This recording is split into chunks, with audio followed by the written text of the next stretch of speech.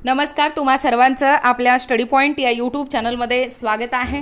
तर ओपीएस राज्य कर्मचाऱ्यांना जुनी पेन्शन योजना लागू करण्यासंदर्भात आताची महत्त्वपूर्ण अशी अपडेट आहे।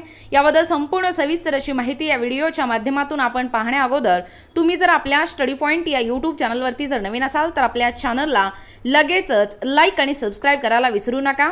चला तर मग वेळ वाया न घालवता राज्य कर्मचाऱ्यांना जुनी पेन्शन योजना लागू करण्यासंदर्भात ही महत्त्वपूर्ण अशी अपडेट काय आहे ते या ठिकाणी आपण पाहूया।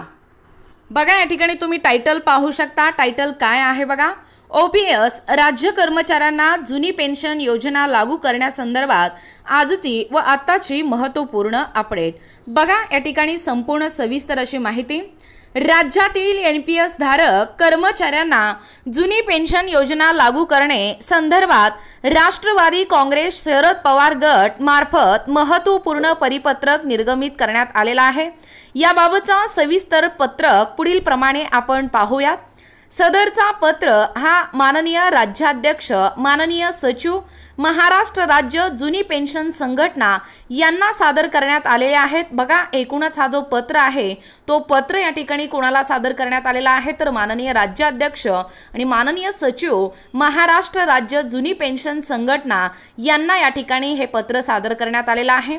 या पत्रामध्ये नमूद करण्यात आले आहेत की राज्य कर्मचाऱ्यांना जुनी पेन्शन योजना लागू करण्यासंदर्भात कर्मचाऱ्यांचे विविध आंदोलने, मोर्चे निघाले। देशामध्ये काही राज्य सरकारने जुनी पेन्शन योजना लागू केली आहे।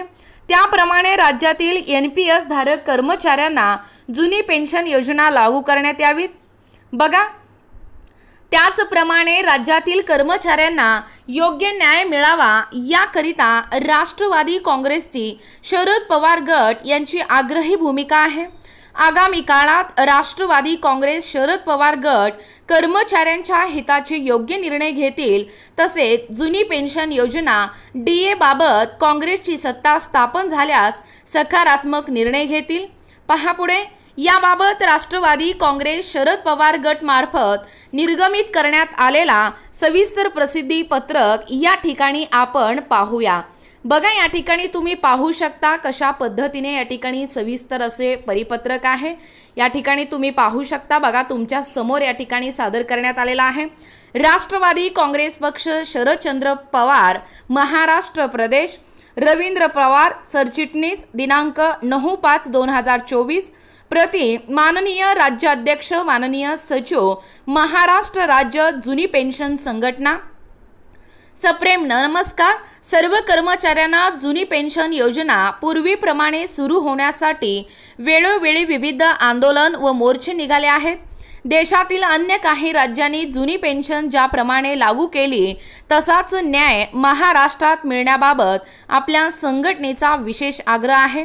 तो नॅशनलिस्ट काँग्रेस पार्टी शरदचंद्र पवार पक्षाला योग्य वाटतो।